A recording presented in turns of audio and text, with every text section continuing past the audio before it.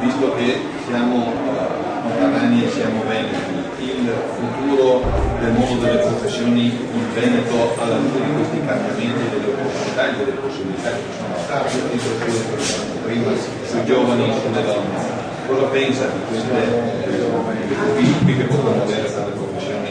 E visto che veniamo da 40 anni, tratto da 40 anni di guerra, con quello che avremo a costruire adesso nel futuro e con questo grado speriamo di costruire bene la parte anche alla formazione salariale. Lei pensa che per il mondo del presente ci siano possibilità di dialogo maggiori rispetto al passato con questa parte? Monterrani, Veneti e amici, che penso che sia un grandissimo valore, oltre che a condividere il fatto di essere liberi professionisti, di avere conosciuto e avuto la possibilità e anche l'onore di far parte di ordini o comunque voglio dire di un'appartenenza che è come quella dei professionisti. È vero, oggi siamo in un momento storico di grande transizione, questo lo si chiama governo del cambiamento, ma se al di là voglio dire di quelli che possono essere dei titoli o comunque delle dichiarazioni, siamo veramente in un periodo di grande transizione. Siamo in un mondo dove si passa da chi ancora interpreta l'attività professionale, quale poteva essere quella di tanti anni fa, io ricordo gli avvocati dietro la scrivania, con le grandissime librerie dietro, dove i clienti ti arrivavano in studio automaticamente per il fatto di aver raggiunto. Oggi è un mondo molto difficile, dove devi reperire la clientela, curare la clientela, farsi pagare della clientela.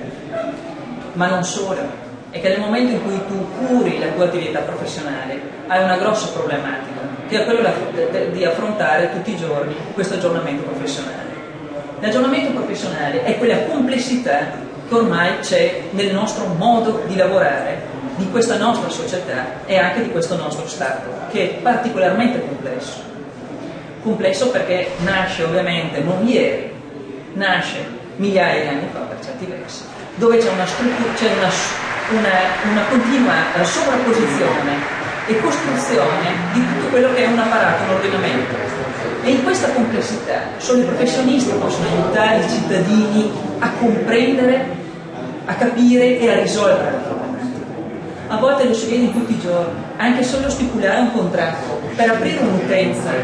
Io mi domando, ci domandiamo, una persona anziana, una persona magari vuol dire che non ha fatto un percorso magari scolastico particolare, trova delle difficoltà per affrontare le tecnologie. Ecco, i professionisti sono i veri primi intermediari che ci sono fra il cittadino e lo Stato. E questa è la grande funzione che abbiamo.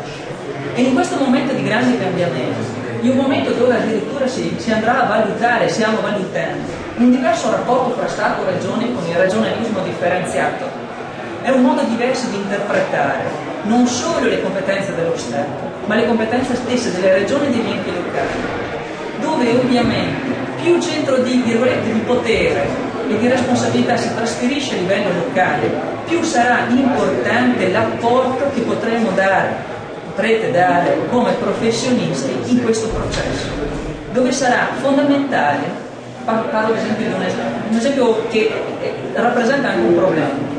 Voi sapete che problemi ci sono nelle progettazioni per fare per i comuni per accedere e partecipare a bandi per ottenere contributi. È incredibile dove delle risorse siano ancora accantonate e ferme perché non si riesce a utilizzarle, perché non si riescono a costruire i progetti. E chi rifà i progetti? Chi ha la professionalità? Ed è questa la funzione incredibile, enorme, sulla quale bisogna pensare, anche reinventarsi e reinvestire su se stessi, perché restare fermi a fare la propria professione aspettando che il mondo ti cambia fuori dalla porta, tu sarai sempre veramente in ritardo su quel mondo. Io vi devo anche ringraziare perché sono venuta a conoscenza che questo è veramente un grandissimo passaggio, non solo di grandissima umanità, ma veramente di grandissimo senso dello Stato e del rispetto, voglio dire, per la gente. E come professionista ha dato la disponibilità di dare un supporto in questo momento che ha colpito il Veneto in particolare per questi eventi meteorologici che sono stati devastanti.